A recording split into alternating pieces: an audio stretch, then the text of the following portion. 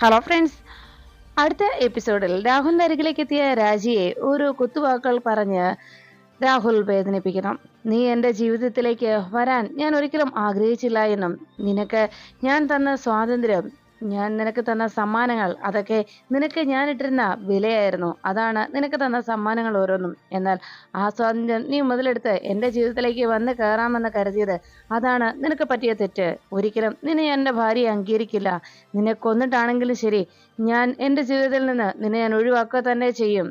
ഈ കൈലാസത്തിൻ്റെ അധിപനായി മാറാൻ പോകുന്ന എൻ്റെ ഭാര്യയായി ജീവിക്കാനുള്ള യോഗ്യതയൊന്നും നിനക്കില്ല എന്ന് പറയുമ്പോൾ രാജി രാഹുലിനോട് ചോദിച്ചു, എൻ്റെ പിന്നാലെ വന്ന് എന്നെ ജീവന തുല്യം സ്നേഹിക്കുന്നു എന്ന് പറഞ്ഞ് എൻ്റെ പിന്നാലെ കൂടിയതല്ലേ നിങ്ങൾ, അല്ലാതെ ഒരിക്കലും ഞാൻ നിങ്ങളുടെ അരികിലേക്ക് വന്നതല്ലോ എന്ന രാജിയുടെ ചോദ്യം കേട്ട് രാഹുൽ പറഞ്ഞു, അങ്ങനെ ഞാൻ പലതും പറഞ്ഞിട്ടുണ്ടായിരിക്കാം. അത് എനിക്ക് നിന്നിൽ നിന്ന് കിട്ടാനുള്ള നേട്ടത്തിന് വേണ്ടിയായിരുന്നു. എന്നാൽ എനിക്ക് ആവശ്യമുള്ളത് എനിക്ക് കിട്ടി. അതുകൊണ്ട് ഇനി നീ വെറും വേസ്റ്റാണ് എനിക്ക്.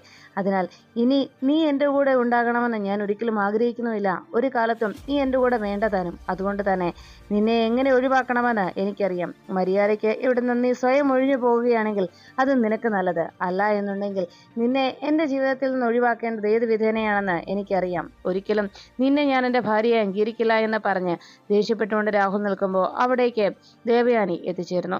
ദേവയാനി ഉടനെ തന്നെ രാജിയോട് ചോദിച്ചു, നിന്നെ ഇത്രത്തോളം വെറുക്കുന്ന ഒരു പുരുഷന്റെ കൂടെ ജീവിക്കാം നീ എന്തിനാ ഇങ്ങനെ വീണ്ടും വാശി പിടിക്കുന്നത്?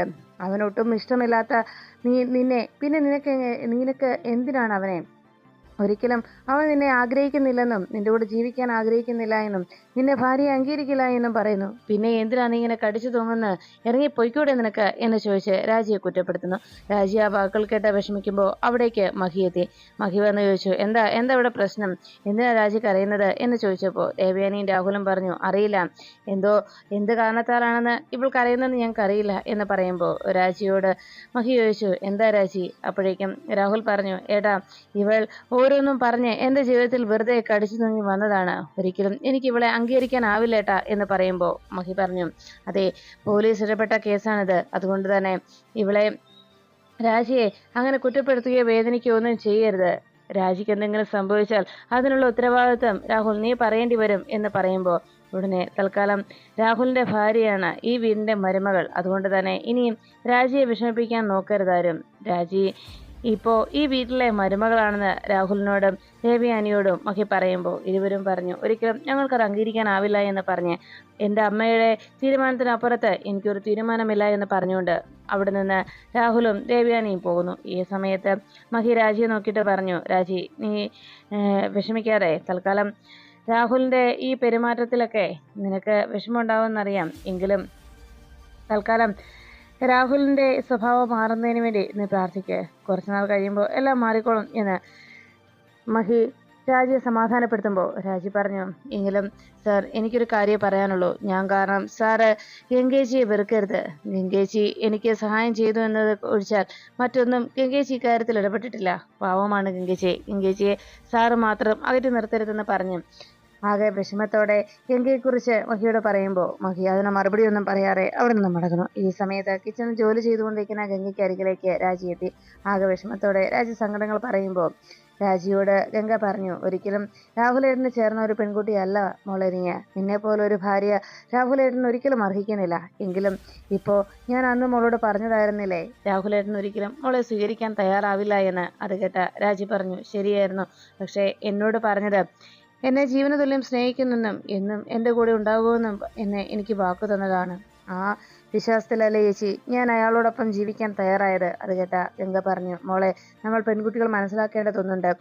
പുരുഷന്മാർ അവരുടെ ആഗ്രഹം സാധിക്കുന്നതിന് വേണ്ടി, അവരുടെ നേട്ടങ്ങൾക്ക് വേണ്ടി പലതും അവർ പറയും. പക്ഷേ ആ ഒരു സംസാരത്തിലോ അവരുടെ അത്തരത്തിലുള്ള പെരുമാറ്റത്തിലോ ഒരിക്കലും നമ്മൾ അകപ്പെട്ടു പോകരുത്. അതാണ് വേണ്ടിയിരുന്നത്. എന്തായാലും മോൾക്ക് അങ്ങനെ അബദ്ധം പറ്റി എന്ന് പറഞ്ഞ് ഗംഗ രാജിയെ സമാധാനിപ്പിച്ചു. എന്തായാലും മോളിത ഈ പാലും എടുത്തുകൊണ്ട് ചെല്ല്.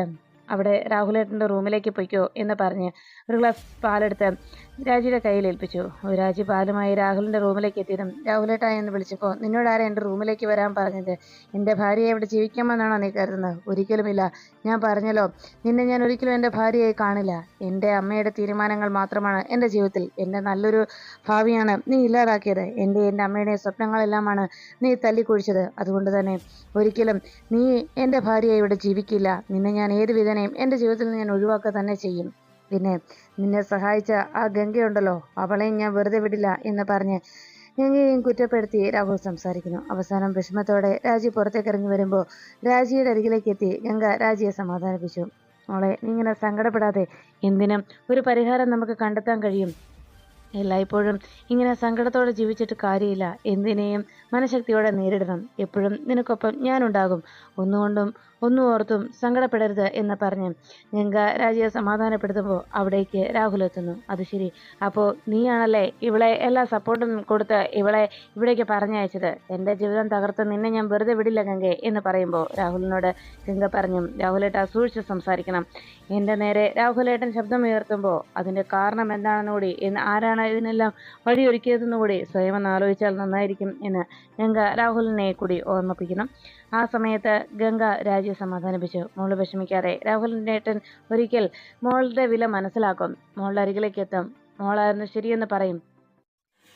അങ്ങനെ ഒരു ജീവിതം രാഹുലേട്ടനുണ്ടാവും. മോള് നോക്കിക്കോ എന്ന് പറഞ്ഞ് രാഹുലിൻ്റെ ജീവിതത്തിൽ മോള് വില പിടിച്ച ഒരാളായി മാറും. മോളുടെ വില എന്തെന്ന് തിരിച്ചറിയുന്ന ഒരു നാൾ രാഹുലേട്ടനുണ്ടാകും എന്നൊക്കെ ഗംഗ ഉടനെ രാജിയെ സമാധാനപ്പെടുത്തി. ഈ സമയത്ത് രാജി ഗംഗയുടെ വാക്കുകൾ കേട്ട്, അങ്ങനെ ഒരു ജീവിതം രാഹുലേട്ടനോടൊപ്പം എനിക്കുണ്ടാവുമോ ചേച്ചി? എന്തായാലും രാഹുലേട്ടനൊരു ആപത്തും വരരുത്. ഞാൻ ജീവന തുല്യം സ്നേഹിച്ച, ഇപ്പോഴും ഞാൻ സ്നേഹിക്കുന്നത് രാഹുലേട്ടനെ മാത്രമാണ് എന്ന് പറഞ്ഞ് രാജി ഗംഗയുടെ വാക്കുകൾ വിശ്വസിച്ച് റൂമിലേക്ക് പോന്നു. ഈ സമയത്ത് ഗംഗ തനിച്ച് അപ്പുറത്തെ റൂമിൽ കിടക്കാനായി പോകുമ്പോൾ അരികിലേക്ക് മാളൂട്ടി ഓടിയെത്തി. ഗംഗ എന്താ എന്നെ ഉറക്കാൻ വരാത്തത്? വാ ഗംഗ എന്ന് പറഞ്ഞ് ഗംഗയെ വിളിച്ചുകൊണ്ട് നേരെ റൂമിലേക്ക് മാളൂട്ടി കൊണ്ടുപോകുന്നു. മാളൂട്ടിയോട് ഗംഗ പറഞ്ഞു, വേണ്ട മോളെ, ഞാനിന്ന് അപ്പുറത്ത് കിടന്നോളാം എന്ന് പറയുമ്പോൾ മാളു പറഞ്ഞു, അതെന്താ, ഇനി വാ, ഇവിടെ കിടന്നാൽ മതി, അച്ഛനൊന്നും പറയില്ല എന്ന് പറഞ്ഞു മാളു ഗംഗയെ വിളിച്ചുകൊണ്ട് റൂമിലേക്ക് വരുന്നു. മാളുവിൻ്റെ നിർബന്ധപ്രകാരം ഗംഗ റൂമിലെത്തി മാളുവിനെ ഉറക്കാനായി ആ ബെഡിലേക്ക് കയറുന്നു. ബെഡിൽ കിടന്ന് മാളുവിനെ ചേർത്ത് പിടിച്ച് ഗംഗ മാളുവിനെ മയക്കുന്നു. മാളു ഉറക്കമായി നിറഞ്ഞതോടെ ഗംഗ ആലോചിച്ചു, ഇനിയും ഞാൻ ഇവിടെ ഇരുന്നാൽ മഹിയേടൻ ഇവിടേക്ക് വന്നാൽ ചിലപ്പോൾ എന്നെ കണ്ടതുകൊണ്ട് മഹിയേടൻ ചിലപ്പോൾ ഇവിടെ നിന്ന് ഇറങ്ങിപ്പോയേക്കും. എന്തായാലും അങ്ങനെ ഒരു സാഹചര്യം ഉണ്ടാകണ്ട, ഞാൻ കാരണം മഹിയേടൻ ഇവിടെ നിന്ന് ഇറങ്ങിപ്പോകണ്ട എന്നാലോചിച്ച് ഗംഗ പോകാൻ തുടങ്ങുമ്പോൾ മാളൂട്ടി ഉറങ്ങാതെ വീണ്ടും ഗംഗയെ പിടിച്ചിരുത്തുന്നു. ഗംഗ ഇവിടെ ഇരിക്കുക എന്ന് പറഞ്ഞു. ശരി, മോൾ കിടന്നു എന്ന് പറഞ്ഞ് ഗംഗ കെട്ടിപ്പിടിച്ച് മാളുവിനെ അവിടെ കിടത്തി ഉറക്കുന്നു. അപ്പോഴേക്കും മഹി ഡോറ് തുറന്ന് അവിടേക്ക് എത്തി. മഹി അരികിലേക്ക് വന്നതും ഗംഗ മാളുവിനെ ഉറക്കുന്നത് കണ്ട് മഹി ഒന്നും മിണ്ടാതെ നിന്നു. ഉടനെ മഹി റൂമിലേക്ക് വരുന്നതെന്ന് അറിഞ്ഞതോടെ ഗംഗ വേഗം എഴുന്നേറ്റു. മഹി ഡോറടച്ചതും ഗംഗ അരികിലേക്ക് വന്നിട്ട് പറഞ്ഞു, മഹിയേട്ടാ, മാളു നിർബന്ധിച്ചതുകൊണ്ടാണ് മോളെ ഉറക്കാനും ഞാൻ ഇവിടേക്ക് വന്നത് എന്ന് ഗംഗ പറയുമ്പോൾ മഹി പറഞ്ഞു, വേണ്ട, എല്ലാത്തിനും നീ ഇനി വിശദീകരണമൊന്നും നൽകണമെന്നില്ല എന്ന് മഹി ദേഷ്യത്തോടെ പറയുമ്പോൾ ഗംഗ ആകെ വിഷമത്തോടെ മഹിയെ നോക്കുന്നു.